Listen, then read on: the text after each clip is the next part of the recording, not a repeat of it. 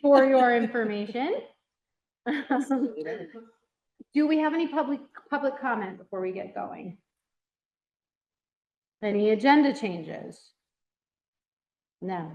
So we're here this evening to provide an opportunity for the public to hear from our architects, engineers, and construction managers about the proposed new town garage. I don't have much to say in anticipation of that. I'd like to let Steve sort of take the floor. We've just recently received our first cost estimation. And so this meeting will give us an opportunity to share those numbers with you, for you all to ask questions about cost, design, etc. Does anyone have a question about process before we begin? No? Cool. Steve, if you would please. Thanks, everybody. We have been working with these members as well as others throughout the process to develop project business. I'm going to run through the information that is shared on the board from the back end, as well as a few other things. What we're looking at, I don't think it makes that any bigger. Yeah, correct. The information packaging.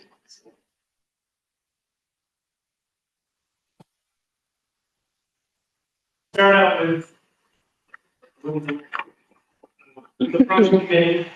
We have a few members, Rebecca, Devin, and Colin here. Jim Sanford, as well as Andrew Lumber, or on the committee, have been helping us make all the decisions. But very important input from them. Appreciate their time. The design team, we've listed 6 of the leadership members throughout the project. There's obviously people behind them to make things happen. But I'm Steve Roy, with your architects. This is John Law, also being your architects as a project manager. Dan Heil, PhD, he's in civil engineering work.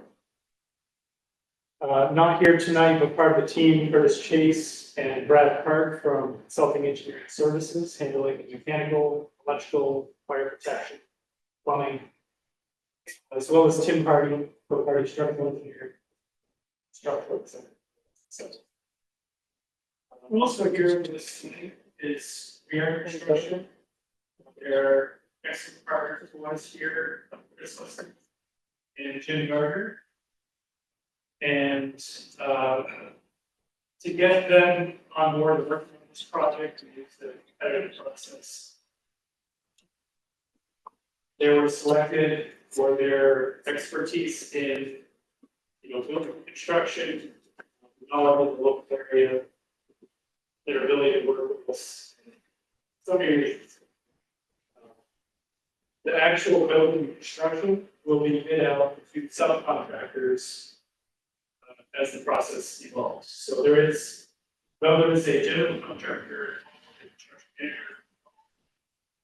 their role is to work with us to develop the correct facility and bid the project out to subcontractors.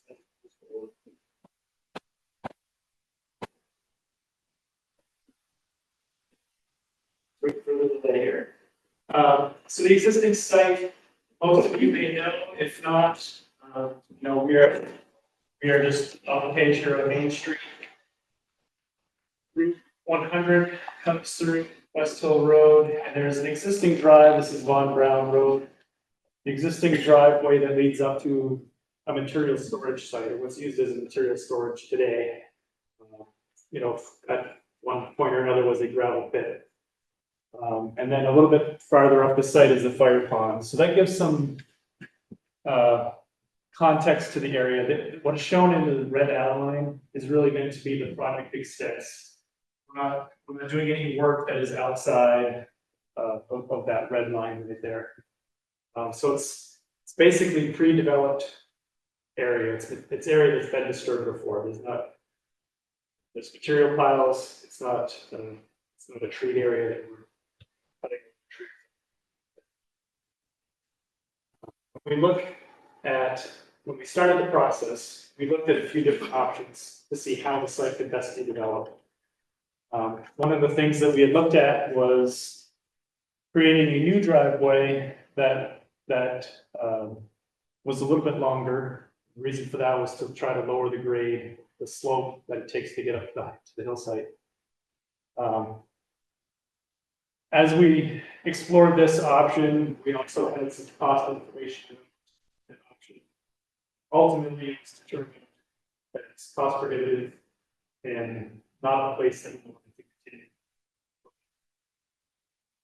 That led us to, reconsidering the use of the existing driveway, obviously making improvements to it. We're going to make it 24 feet wide. We're going to pave it. But it will function in the same basic location that it is today, primarily as a way to save money and be an affordable option while still providing what Andrew needs to. As we looked at the site overall, we also wanted to have the garage in a place that one was convenient for trucks to pull in and out of. It also helps to shield noise and disturbance from the south and from the southwest. And trying to leave gravel and sand piles out in an area that is, accessible and easily managed on site. As we got beyond the sketch to a more hard drawing, this is the product of Dan at VHB. We have a closer look at the road and its impacts. We have a gravel wetland, which is to handle stormwater today. There isn't any stormwater control in that area. So part of the process is to create a flat zone, generally flat zone, that all drains to that gravel wetland. So there's actually going to be improved stormwater collection in order to meet regulations. There are two physical structures as part of this project. One is the garage structure, which will house all of the equipment that needs to be inside. And a second structure, which is a salt enclosure, salt shed, just because salt needs to be covered as part of its requirements. Everything that's shown in dark gray here is asphalt pavement.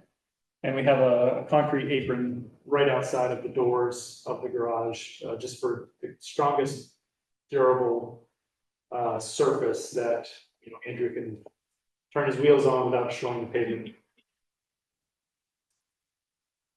The fire pot is over in this area here. That's going to stay in its current location and be its current use. It's not changing in any way. We are going to connect to the line to provide fire protection to the maintenance garage. That's also required.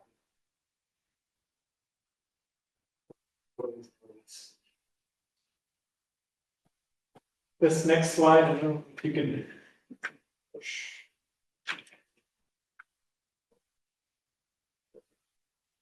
This next slide is a floor plan, and again, these drawings are all at the back of the room as well. But these just represent where the vehicles will be parked. Some of these areas, showing a few pieces of equipment that are key. There's obviously going to be more things within the space, but these are the kind of the key elements. The areas that are shown in green over here: break room space, locker space, toilet rooms, little janitor or supply closet, as well as an office for staff. These other sort of brownish colored areas are purely building function, fire pump room, mechanical room, electrical room, just handling the utility needs of the building. What we do have over this zone, because all of these areas really only require one floor of height. So we're taking advantage of the low ceiling heights for those spaces and replacing the structural mezzanine on top of them. And that's going to provide space for Andrew to store materials and equipment that are, easily stored for seasonal use. It could be road signs, cleaning supplies. Lots of available storage while using the massing of the building very functional way. This next view is the elevations of the building. Again, just very simple structure. It is a box.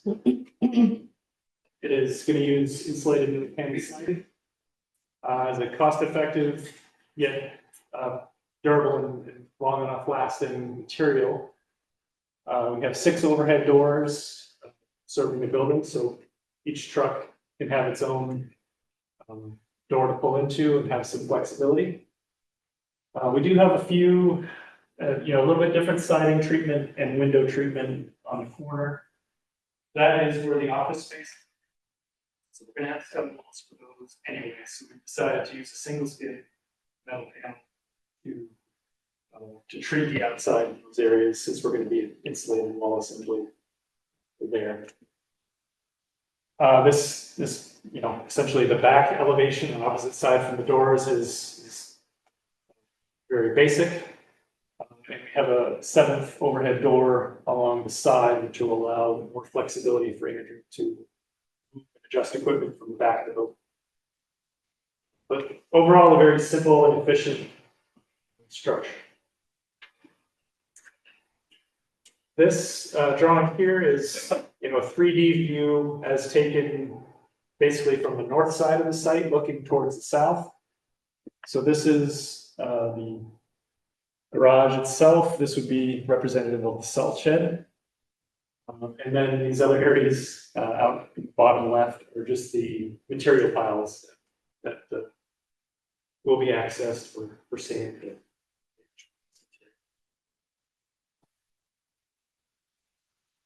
This is just a closer view of the building itself. If you were a visitor coming to the site for any reason, you'd be parking in this general area. Go straight to that entrance door where the office side of the building is. And then all of the vehicles would be functioning later. As we developed this design, we had some preliminary estimates done by a third party, not by WeAre. And as those first estimates were used to help us navigate where the project was tracking and how we were doing overall. After those first estimates, which were much higher, we made some decisions as a design team, how we could save some money and make the project more affordable. So that the adjustments that we made are now reflected in this estimate. This estimate is a summary page of the work that Jim has done at WeAre. Essentially, he's gone through the entire design at a very detailed level, I think 16, 17 pages of detail behind this one page. And I can let Jim answer questions related to this after we're complete. But it's a very detailed estimate, gets us through every piece of the building in high detail, and brought us down 33 divisions of work that all get bid out. So these are estimates. They're based on Jim's knowledge of how the building is going to get done without a perfect set of drawings yet. It's based on subcontractor relationships they have. They've gone out to get some feedback and how can we improve, how can we make it better, more portable. But that brings us down to a bottom line of hard construction.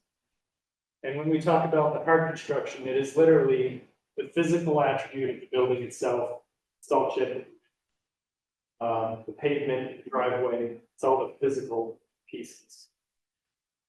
What we did as a design team and a committee is went through all the other things that need to be thought about during the project. So we have this sort of top line hard construction cost is just under 7.4 million. Those numbers are based on constructing it today. So we use an escalator, an assumed escalator for the cost that it will be when we're actually ready to start construction, which could be next spring. So there's a cost for that annual escalator. Because of the current environment of tariffs, there's some uncertainty, so we've added a contingency for specifically tariffs. And that, you know, we feel it's a comfortable number that, against the risk of it. It could change everything. It could change everything. Yeah. I'll try to play it. That's what you do. We've also included, you know, CMU wash bay and salt shed. So these are items that we feel are best in the project. They could, you know, they could be added right to the hard cost of the construction, but essentially we've added those two together. So we have hard costs, 7.39 million. Alternates, escalation and tariff allowance, a little more than $1,169,000. And then all these other categories here are things just to make the project forward. They are builder's risk insurance. There is no property acquisition. There is no moving costs. Those are things that can be handled internally. Big costs for architecture and engineering fees. So all the companies that it takes to design and get the building prepared for construction. Those fees are included in that soft cost. We've included envelope and mechanical commissioning, which is now a state requirement for the project. We've included 5% owner's contingency. So the hard construction budget has a 10% contingency currently. That is generally going to handle anything that is yet to be drawn as we develop further construction documents. But we'll always have an owner's contingency. Hopefully we don't spend it, but we have to have it. We have an allowance for furniture and equipment. It's not a lot of it within the building, but there's always, you know, there's going to be a couple of needs of furniture and equipment. There's an allowance for telephone and data wiring and IT equipment.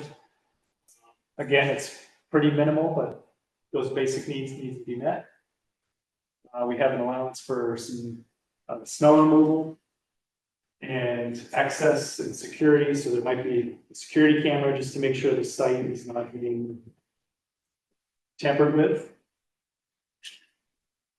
We have some permitting costs, both on the state level for the building itself, for the site.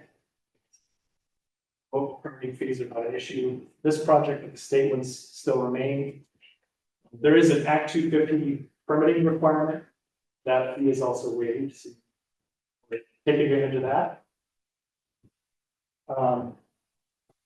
We anticipate some legal expenses, and just typical legal expenses for any work to get through municipal bond work. There are some utility tie-in costs and some testing and inspection costs, all parts of projects that are very common, necessary, as well as bond agency fees. So we come through that entire list, add everything together, total project price is about $9.6. I did, you know, have listed separately on this page that 1.4 million of that is contingencies between tariffs, drawings that are incomplete, or, you know, anything that comes up. If it's something buried in the ground we didn't know about, if there's, who knows, contingencies. That's what contingency is for.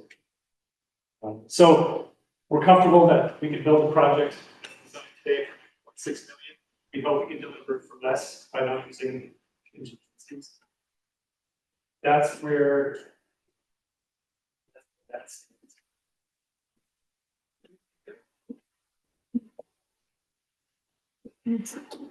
Right. The salt shed, we had it as listed as an alternative only so that we understood the value of it separately. Yeah. It's not enough. That's it. Yep.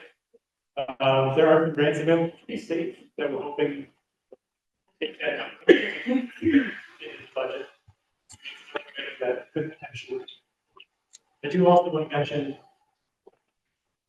the cost shown also doesn't factor in efficiency for my incentives for any other grant. That so those are all things that could take effect for the project. My other question. Has there been an environmental assessment?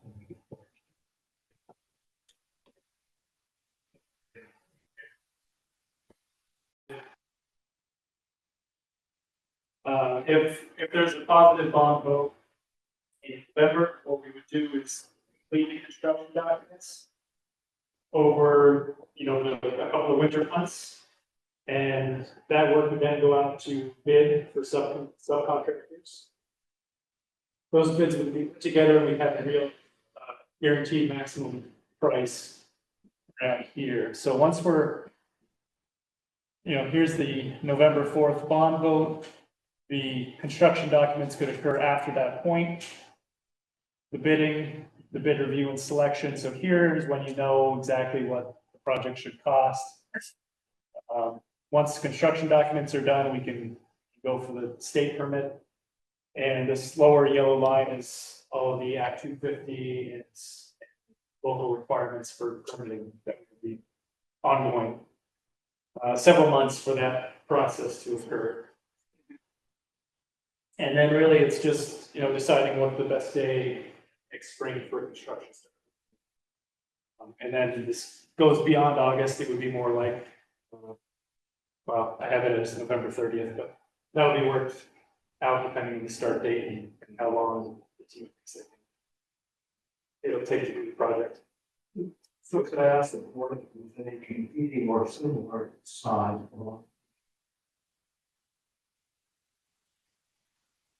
No, we don't anticipate any other bonds.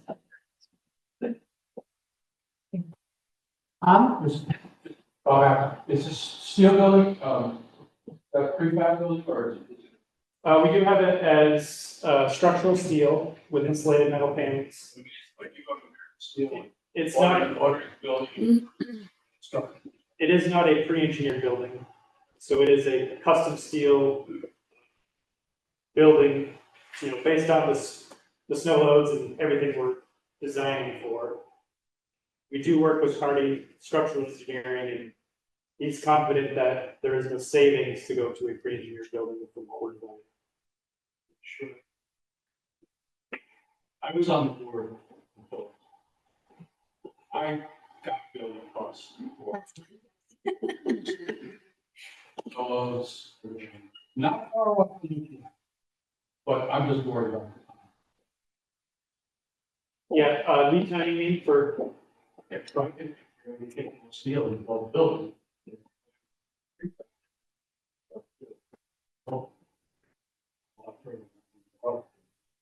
yeah, I think, you could speak to this. Yeah, waiting for the right pause was to jump in. So from pre-engineering standpoint, this was Bob. Yeah, Jimmy Carrier with 3R. It really depends on what you got for a price and how we can level it up with the current design. There's a couple of things that come into play with a pre-engineered metal building that might be somewhat restricted. They need to have a certain size training elements and do what they do.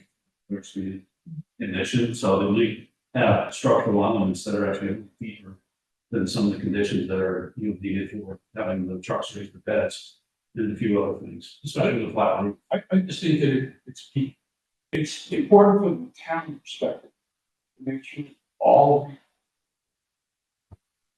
most beneficial Sure. aspects are looked at and looked at seriously, not, somebody says, don't really know, it's all. I think, is it an avenue that could save us about on that? I don't know. There is an avenue to actually ask for a approach from the pre-manufactured provide us a price that will meet the design intent. And we could take it as part of our bid process, but we would definitely need to come back and analyze what the implications of the interior aspect. So there are fundamentally different frame and loading conditions. Understand it, and probably agree with you. Problem, is that you set conditions in the drawing. It's like,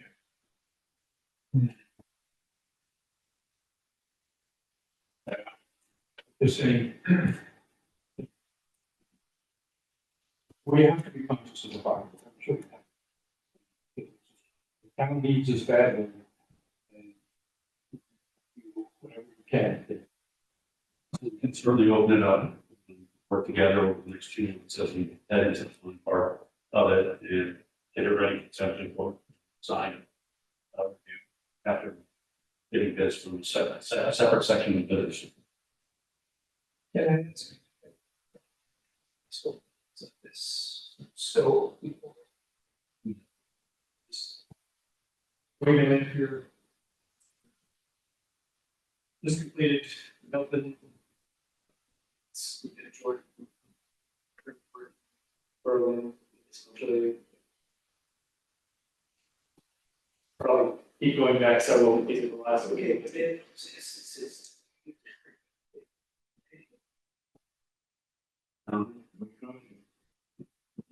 It's noticeably together, but even in some of my experience, it's dependent on Spain as well. No, I don't, proceed.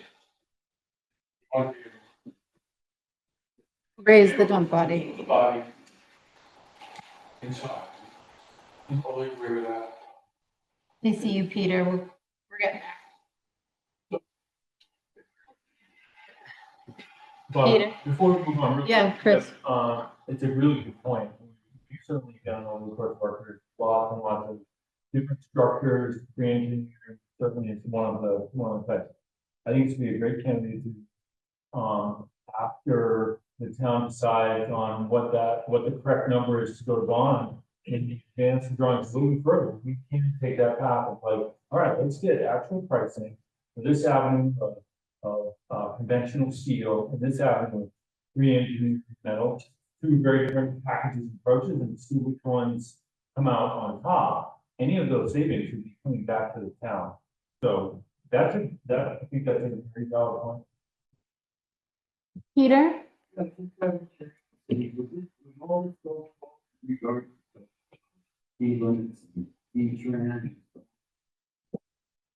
Yes, we have to look at the issues separately, although as you know, we are working with V-Trans to address that area in hopes of helping with some traffic calming.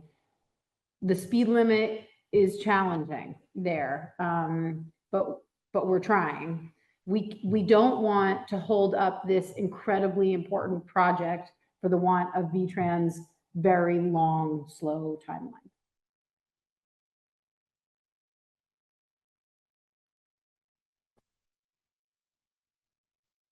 V-Trans able to change the speed limit in that area? Were V-Trans willing to change the speed limit in that area, they would be able to. Yes, we are not. And it seems unlikely that they will. However, we'll continue the process with them to try. Having said that, Yeah, I understand, and I know you guys see the bulk of it. V-Trans has data collected only from what's reported to the state police. And so their data doesn't show as much of a concern as we know there is. That's one of the issues. And this is a bigger question and one we very much want your involvement with, but we're not dealing with it in conjunction with the town garage.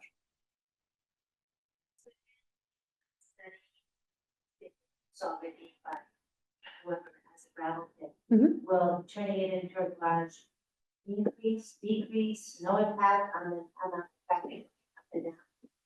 Up and down Von Brown Road?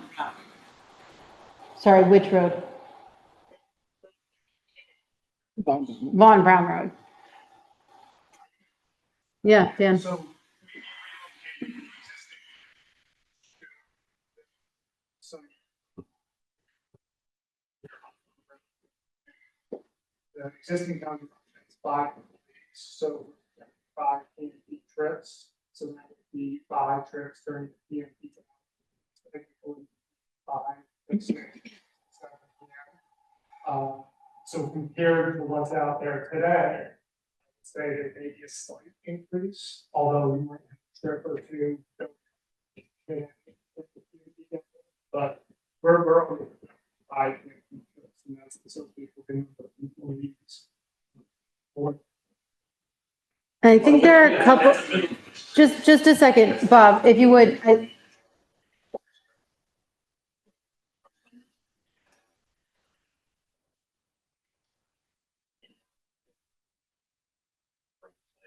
It's the winter time, so it's being on school road, we'll get there, so we will have trucks.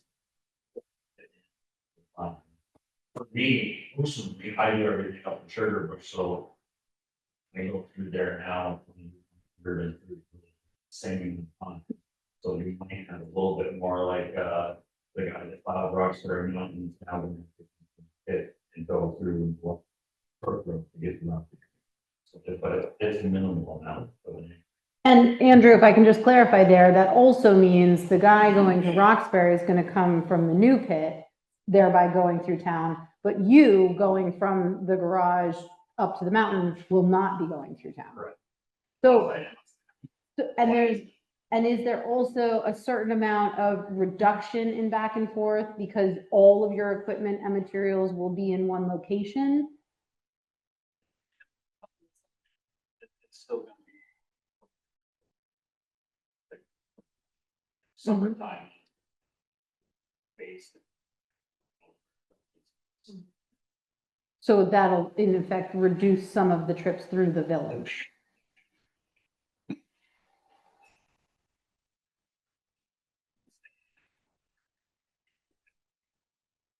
So.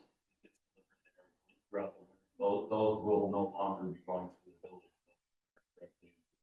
Garage.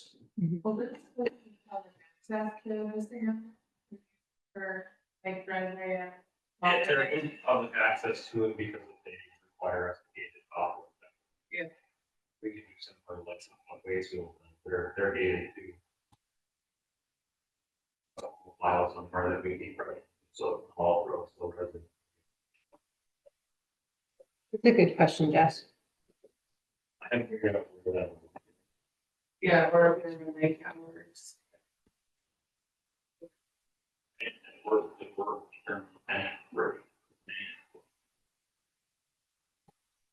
And then the sand pile that would be available outside of a potentially locked gate would be at any hour as it is now. Right. We just. Yep. Get the problem. Yeah, often.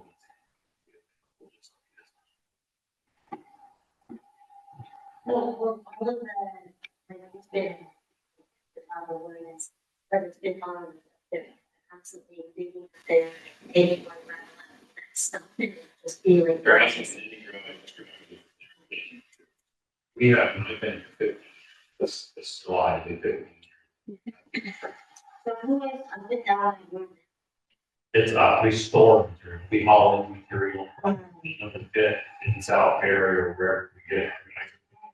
We store it. Yeah, unless we have a project going, like there might have been some airport or they had spoils or something that they need to either we provide them a place to put it and haul some. Yeah. They're gonna be big. The huge pile. It should be. Right now, really, where the garage is going, not much stored right specifically there. Right. And then we flatten the area out where everything slopes in the middle and that's all flat with upper drainage, but actually it should be. Dan, do you want to speak to that a little bit as far as what you've estimated for storage piles, et cetera, on site? Yeah.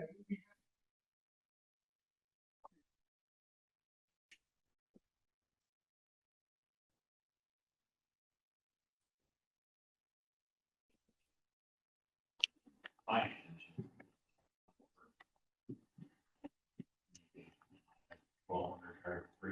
the spring. Well, you got a circle there.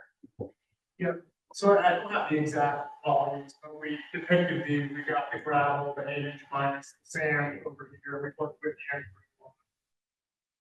shooting with size and The sand. all sides. Okay, the storage is cited to, We think I for anticipating in first up is we're gonna have to move some piling right now. Cleaning our. This is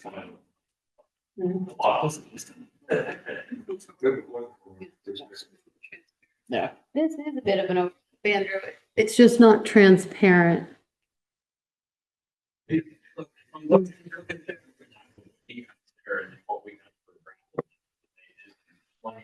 Gravel. Mhm. Look at the very top corner of the ground part, I can't read it from here. I think it says gravel, right, very top. one. Yeah. That's all. Now. Almost non-used. It's just a low area that this is water all the time, and if they level this out, then all of that area will be available. Becomes usable. Yeah. Okay. Right. We're also maybe open here, so there's potential. The increase was. Sand and salt in an area that's pretty flat and footable. Right now, the only thing that's really good are 8-inch fish stone pipe, which there's plenty of room. Thank you, Dan. Andrew. Yeah, there's also some other things, just.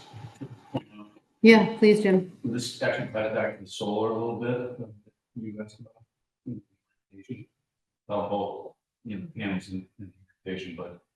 The design team took a very thoughtful approach to maintaining main access in.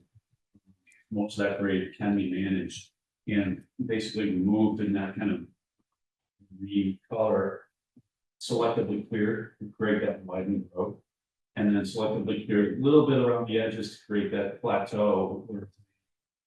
Piles are. And as Andrew, you pointed out correctly, as you drive up there now, like I did today, the spot where the building is located is on one of the flattest spots now. And this team tried to was balance the site, which allows us to have less material being site, and since it's a very gravel site now, it's got some very good useful material, we still have to test it and make sure. But the siting, besides solar angle, lighting, distance to neighbor, what can we use that we don't have to recorrect or add to or remove from site? Was pretty thoughtfully done between that third party estimating. Higher set stuff, drawings that we. Yeah. Bill,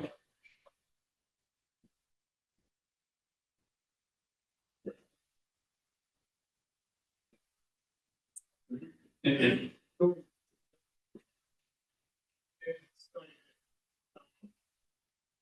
you can use the screen, what's usually stop. See the southern side.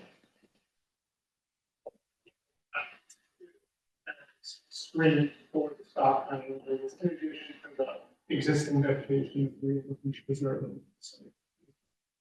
another key to putting like where we put our sand pile is we like to have the southern exposure so that when the sun's up, our sand freezes every year.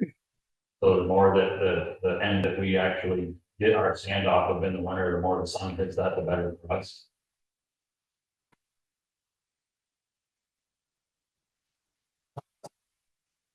Correct.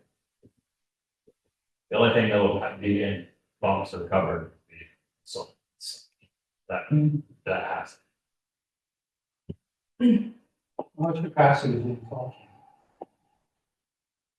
I think it's based on the state spec salt shed, isn't that what you said, Steve? It is.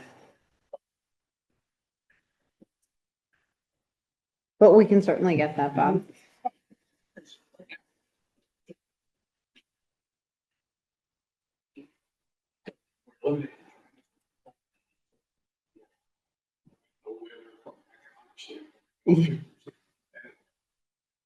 Bulk. Yeah, just a more than half. Yeah. With the road being the way that it is, I'd actually ask that, and then when we do the salt shed, because we speak for 1,700 ton, you pre-buy your salt, it doesn't matter when you get it, you contract with Target, that's really the source. And I would like to be able to store salt, should be the same on salt truck delivering on a daily basis.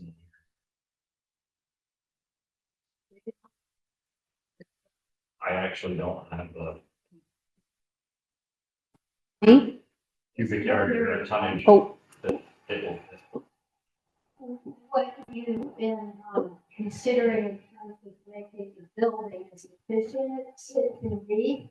And I don't know if you've done any calculations about the solar, that sounds like it's a later phase, but you certainly have designed the building so ready. I'm wondering how efficient this building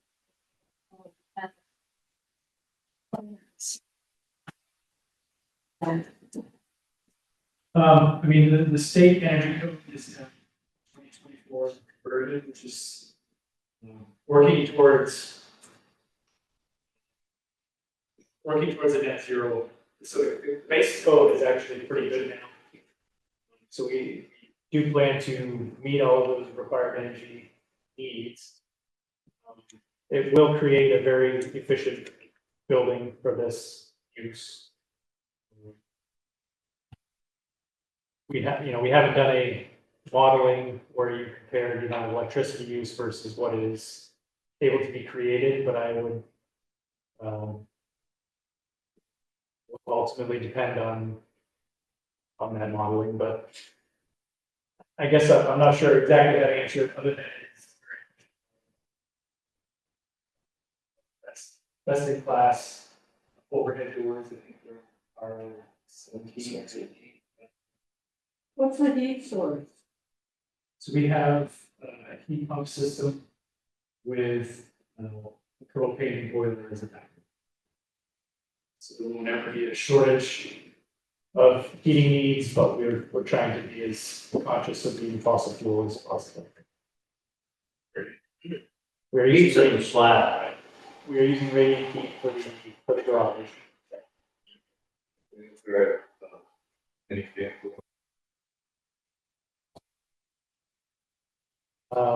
Really?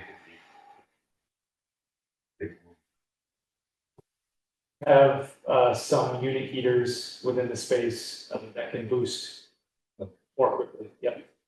when doors open and close again, yeah, to make up that heat pipe.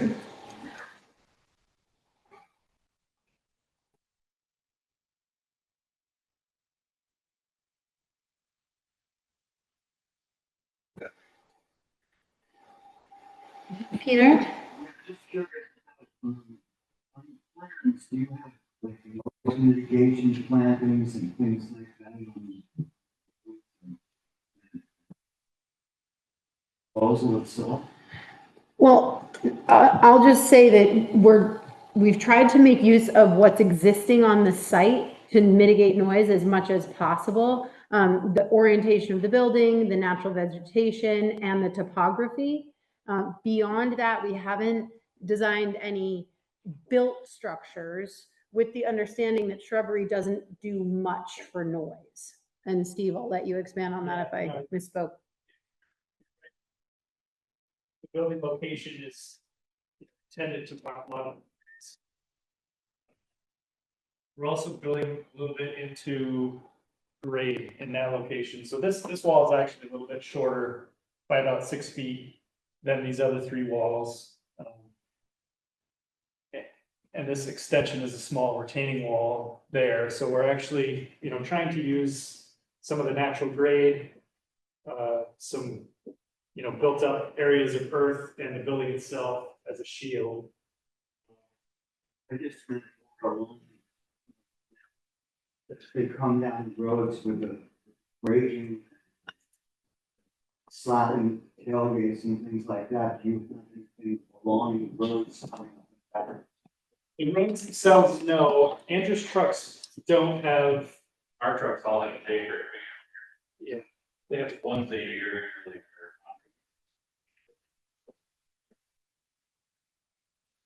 The newer trucks will do.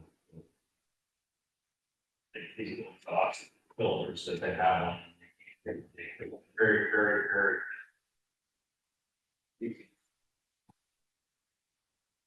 Honey? 1 second.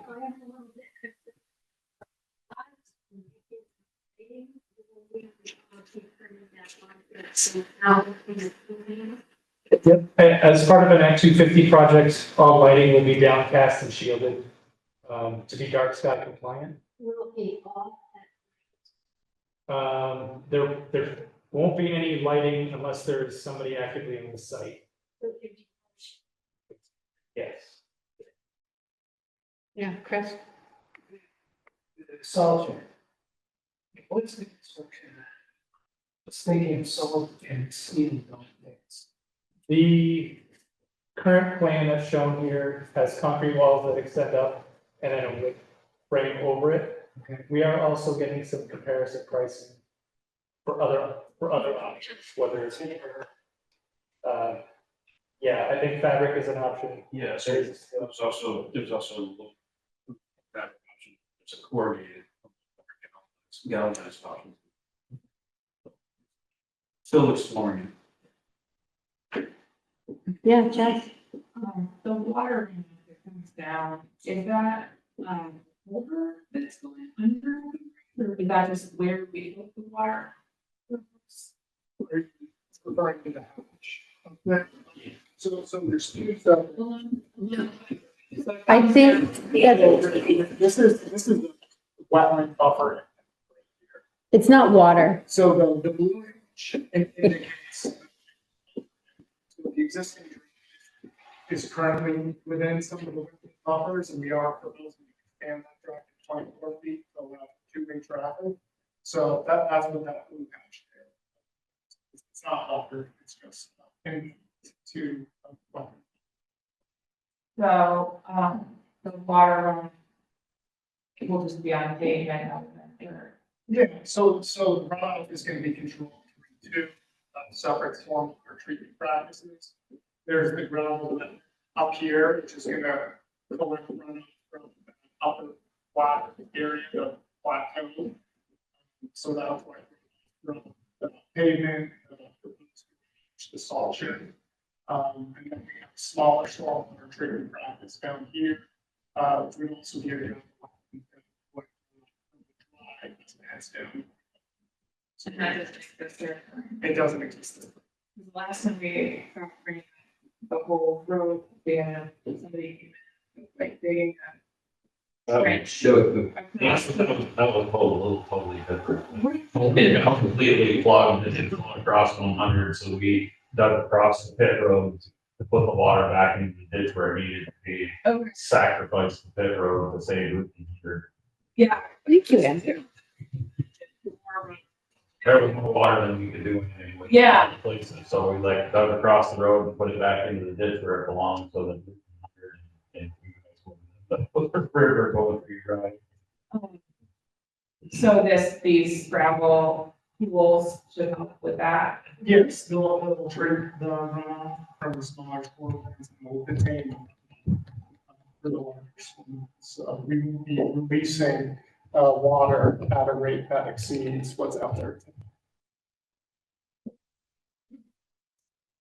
So I think Jess raises a really important point, though. We see more and we want to be mindful that in construction and modifications of this road, that we are building to our newer standards to hopefully deal with those higher water events. And it'll help, and the, the stormwater state level are and hopefully sufficient, Yeah, correct.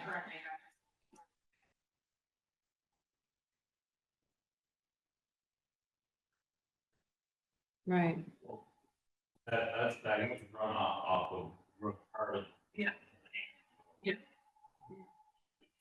So that detention pond at the bottom there, that stormwater pond should help to collect some of that so that it isn't just continuously flowing across Route 100, yeah?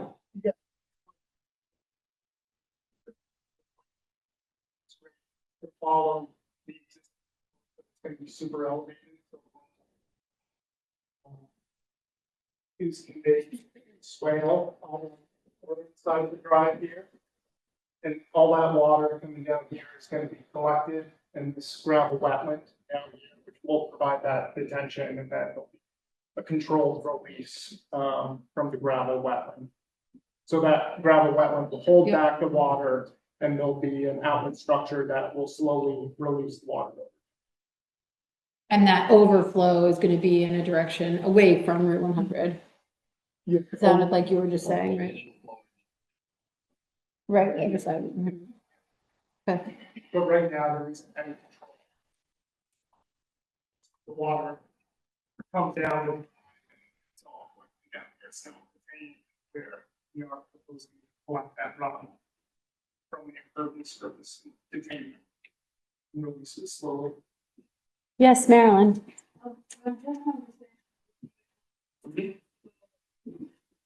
I was concerned about the same thing, runoff would be down the road. And you explained to me that. Correct. It has some crown now, but then it has vegetation from the edges of the road, which catches all the debris, which actually changes water. So with it being paved, it will actually be quite a bit better as far as dispersing water everywhere, sheet flow, everything, so that it doesn't get into a larger amount of water.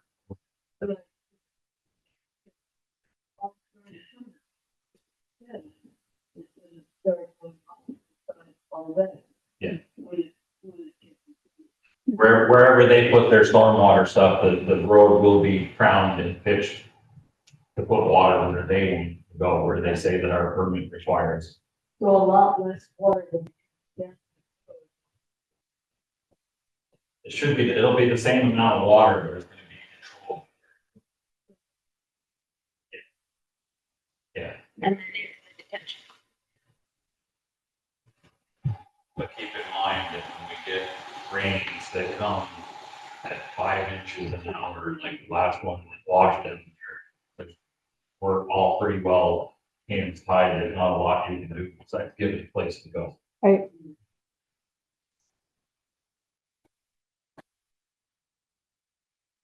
Where was the Route 100 water coming to Jess's location? It actually is coming from the intersection from the north entrance of the village. Route 100 sheds its water that way and also does Main Street. So it gets off of there and then it runs off the ground, runs right down to their driveway. That property is, it's the first one on the right-hand side. Yeah. You can see those dark lines. That's their property right there. Mhm. Is that a trade sort of conditions to talk to them about too?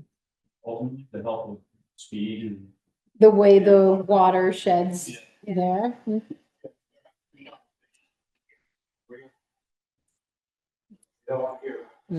Well, we are,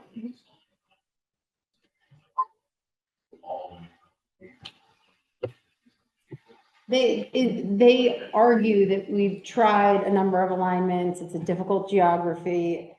Oh, sorry, not geography. Geometry, that's the word I'm looking for. It's a difficult geometry there to play with, but we're committed to trying to do some stuff, and we've had a conversation with VHB about maybe running some pilot programs to change things there. But we hadn't talked about drainage specifically, so I think that's an interesting avenue like that.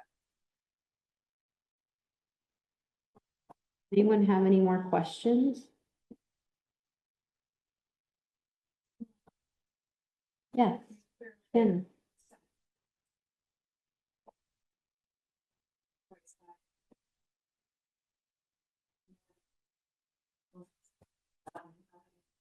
Funding, collectively creating.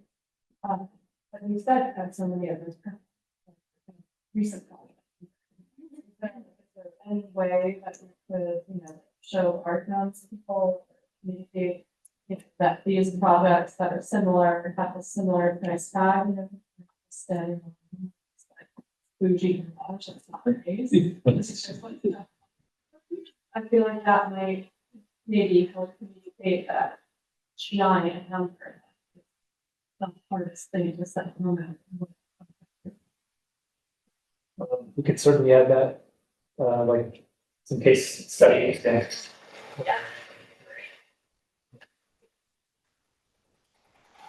Chris, anything you want to add? I think the other thing working on and sharing with the community would be, this is important for any municipal project, which we agree 100% that we see throughout the state. It's very difficult to get projects to be supported, even though they're very, very vital and very small. So we will be demonstrating at the appropriate time what that cost impact is, working with Rebecca and Deb and others to see, based on the average household, this will be the impact to you and over this duration and so on.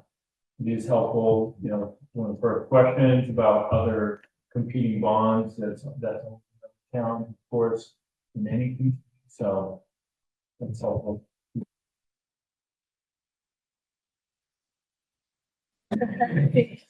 Doing 6 projects at once. Right.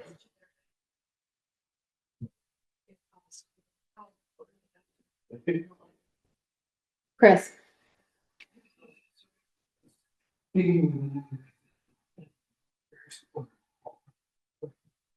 And to me, which I agree, that one thing that helps support this whole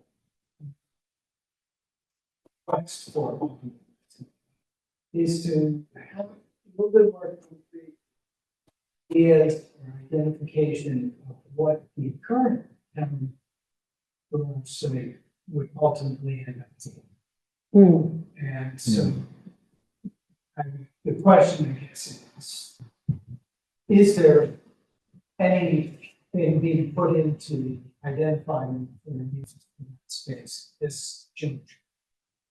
Jim? Yes. The planning commission has been talking to, some housing groups down the street, who gives, feasibility studies, grants and things like that. We can't really formally funds until this is passed. We are looking into the possibility, because of the ideal nature of the site being downtown, right next to school, Northern Road that goes in there, maybe getting some help. So if there's water systems right there, I mean, there's a lot of things that sort of identify Warren Village as sort of an area of density. Right. And that's an opportunity to happen there. We are looking into that again. Can't really make any agreements with anybody. It'd be helpful to outline some potentials in solar. Working. Yeah. Tax base. Yes. That's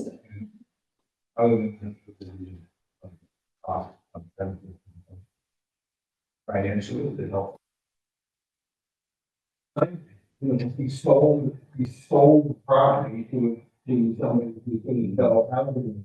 That would be a benefit to the town. I mean, there would be a tax base, it'd be, But it was also recently informed that there are a couple of other ways that you can do that with like a 100-year lease. So the town doesn't sell the property, so to speak, we retain ownership, but we don't have to manage it. So I think one of the reasons, Chris, that we haven't sought to provide too much clarity there is one, we don't have it, and two, similar to the V-Trans issue, we don't want to confuse the issues here. We want to allow the town garage to stand on its own as a really essential need.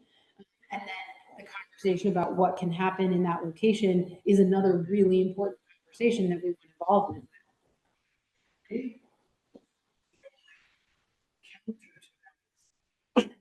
Use is a net positive. Yeah. Further pushes.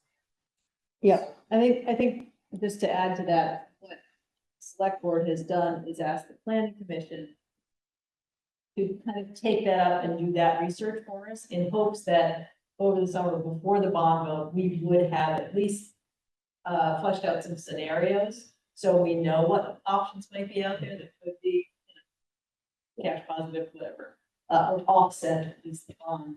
But what we felt was, as a select, board, taking what we already had going on, plus this project for the town garage, it was too much for the select board and too distracting to the select board to actually go and do all of that research. So I think we're kind of leaning heavily on the planning commission at this point to do a lot of the analysis and then bring us some scenarios that we can hopefully share.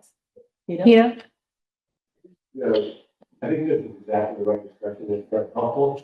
I think what you could do right now is give a on that property when it was clean, and that would be effectively adding to the town value, if you will, or decreasing, effectively showing the decrease in the cost because it would be a positive whatever it's done.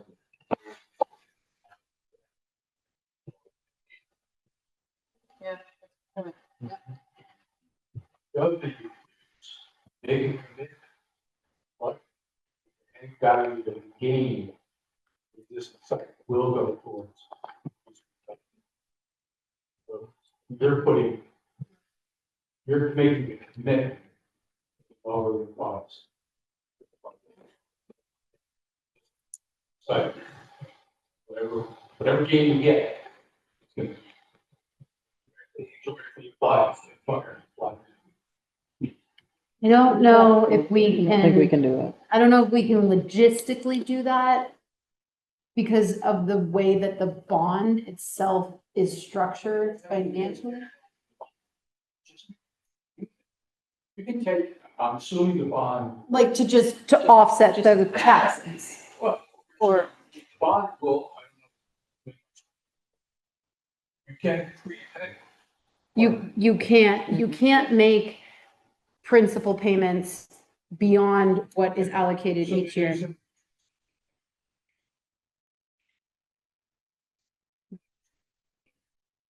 There's no impact to the community.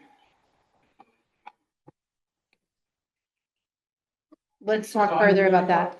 Let's talk further about that. I'm interested. Yeah, I want to know how to do this. Yes, Patricia.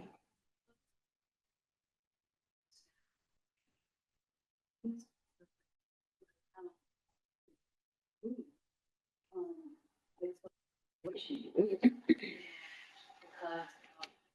30, 40 years ago, the town people did not put it in writing. They're allowed now to put it in the garage. So with the old town property of the garage, are there any deed restrictions for housing being? Or are you gonna modify that? To our knowledge, there are not currently any deed restrictions where the town garage sits. I haven't read the deed or done any research on that, but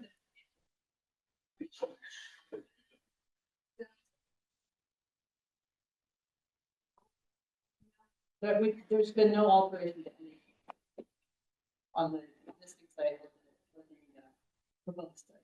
There's no alteration. The proposed site was verbal, but the town people, the government. And that's why we're here wondering why there's no regulation use put into that property. Which is the original we was supposed to. We can't speak for why the select board at the time didn't put it in place, but we have made no changes to any deeds.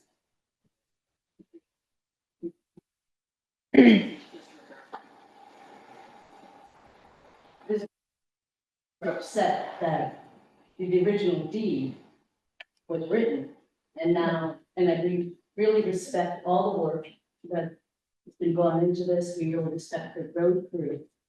But it just, we just feel betrayed by the town, because there was a commitment and it was gonna be a recreational use. Patricia, we hear you, and this has been a very, very challenging decision to make. And we've spent decades looking for somewhere else to put this garage. There is nowhere else it can go. This property is owned by the town outright. Similar activities are already happening. By building the town garage, we're not precluding the opportunity for recreation in the future.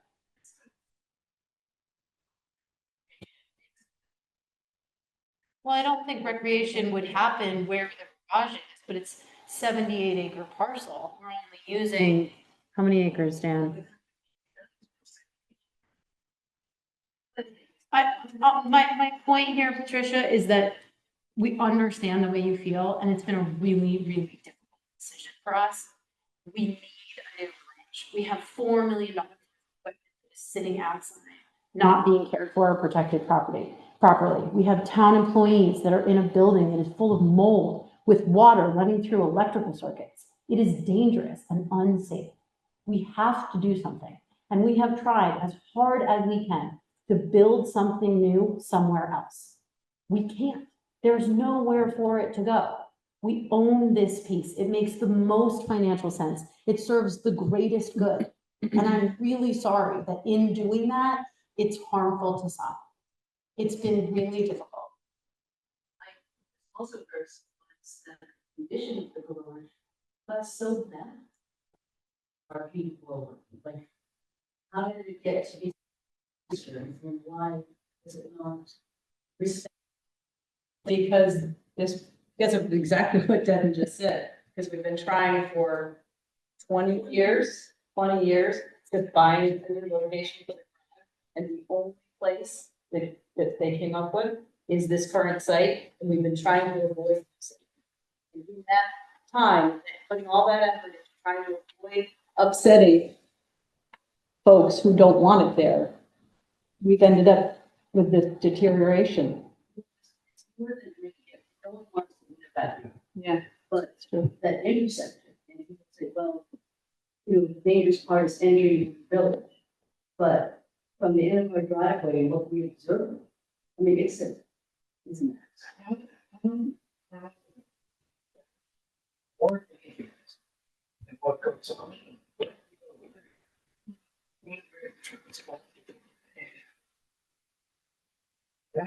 They're going 50, 60 miles an hour. Yeah. It's Line coming down the hill and it's blind to pull out. I literally have to have somewhere with me. I have to have in the downhill lane before I can see to pull out. and they're coming Specifically down. because of the house, like the grader. I'm in the road. If there's a car coming, the grader does not move fast. I'm not just gonna zip it backwards and get out of the way. I'm committed, and the plow trucks are the same way, you know, they're 40+ feet long, have a plow on there. In order for me to see by the house that's sitting there. I can see up the hill a little bit, but to see by the house, I literally am in the road. And we know that, and the children, and we know that people are coming down Brook Road at 40 to 60 miles an hour through the speed studies that we've been doing over the last few years, contributing to our traffic calming initiative. So that's another issue. And V-Trans has certified that the sight lines coming off of Von Braun very, especially for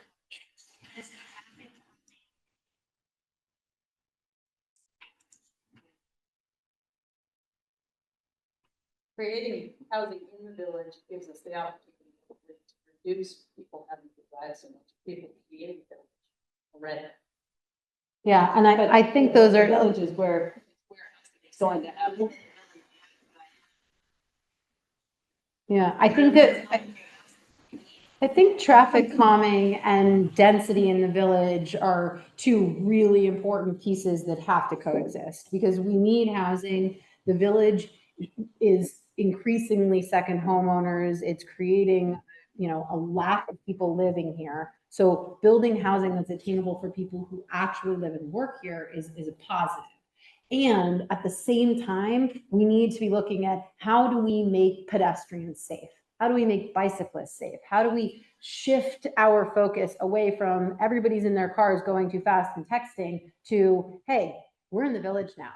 Slow down and pay attention. And that's important regardless of whether there are 5 more housing units or not.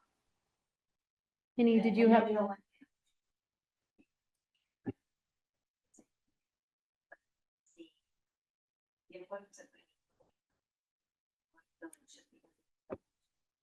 I don't, nobody said low income. I think we're using the term attainable with the understanding that it's very difficult. But that any increase in supply alleviates some of the strain in the housing market, right? So we're gonna have lots of conversations about what that housing looks like and who it's supporting. That is for another meeting, and we would love to have your involvement.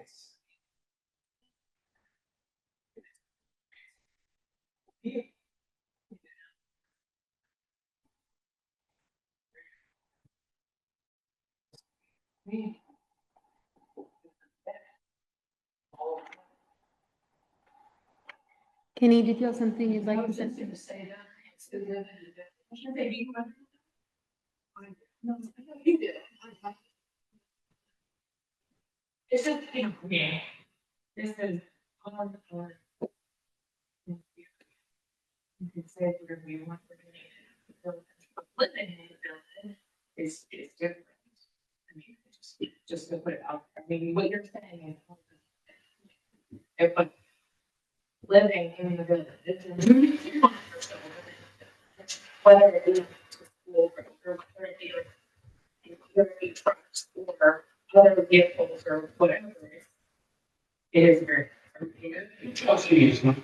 I'm just saying, like, this. And hopefully in the near future, so I, you know, it just. It is. We try to put aside.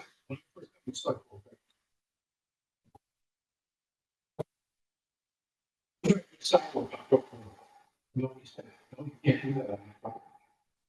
No. So it's, you know, we, a situation where the village was built a long time ago where these issues were not part of our city. Now we have to figure out how to make them work. And by having density in a village, is how we create community, it's how we create solutions, and it's the answer to solving most of our problems for one village. Because once we get density, we have access to more money, we'll have access to other things we don't have. I have spent 6 years working in this valley on housing, and it's basically people just don't want to listen, understand what they have to do to make it happen. And as far as the town garage being on a piece of property, I went door to door to people, knocking on the door and saying, will you sell us 4 or 5 acres to put a town garage? And yeah, there were a few that said maybe, but the price is $2 million. So add $2 million to what that number is. And that's where we'd be. We own this piece of land. I think I commend the select board for saying, finally to stand up and say, we need to look at all the taxpayers in the community. Everybody in here, it's for the greater good, as Dick would say. You know, let's take off a few people. I think it's a great conversation that everybody's having for the whole village thing, and I think it gets off. Oh, it's totally off the whole. Either Brooklyn or just the other, like, you know, we just transplant. And I have the children, yes, and the blind. But I'm just saying, like, you know, having it, you know, having this transfer of the safety issue to the other. Whatever, you know, I don't know necessarily the location. And I said before, the town, driveways are not necessarily like stretch very well. Focus on that, Jess, because the town road crew are some of the safest drivers, right? And so when we're talking about this danger, the danger that exists currently is due to the lack of sight lines. The fact that Andrew is in a plow truck with the entire plow in the lane before he can see someone coming down the hill at 40 to 60 miles per hour. That's dangerous. Andrew driving a truck through the village isn't dangerous, right? Andrew pulling off of Route 100 onto Von Braun Road isn't dangerous. Pulling onto Von Braun Road isn't dangerous. That's not increasing danger. It's keeping more trucks out of the village. It's keeping the contracted trucks out of the village. They present a higher level of danger. They're not as careful and considerate as our own town road crew are. And I really want to stress that we believe traffic calming is important. And we've been working on it, and we will continue to work on it because it is so critical to helping create community and allowing for density and a thriving downtown village area, right? But I don't want us to conflate the two.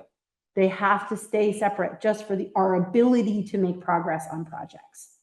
I really appreciate the contributions. I want to give Kenny an opportunity to say what we've interrupted her 5 times to say.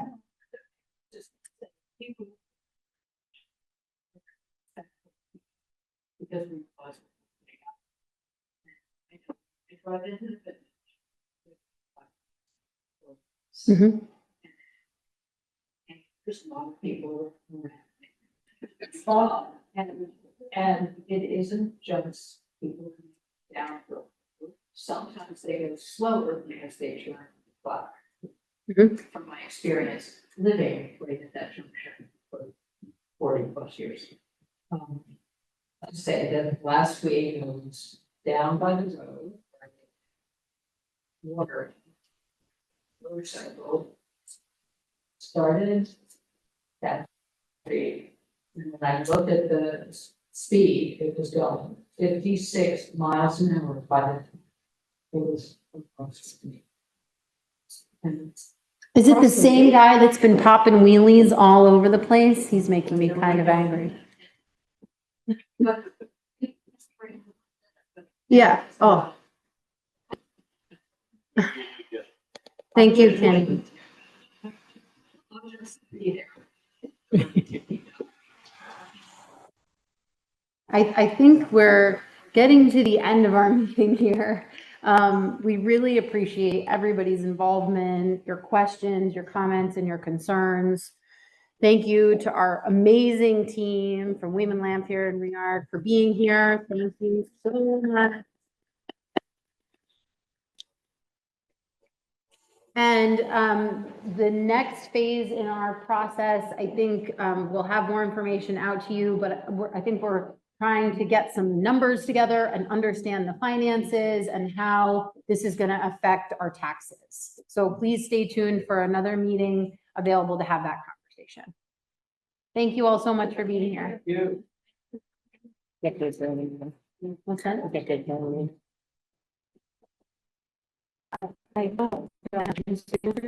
We don't have anything. Oh, okay. Hang on 1 second. Do I hear a motion to adjourn? We don't have any. Okay, let's do it. Second. All those in favor? Aye. Thank you. Okay, have you talked to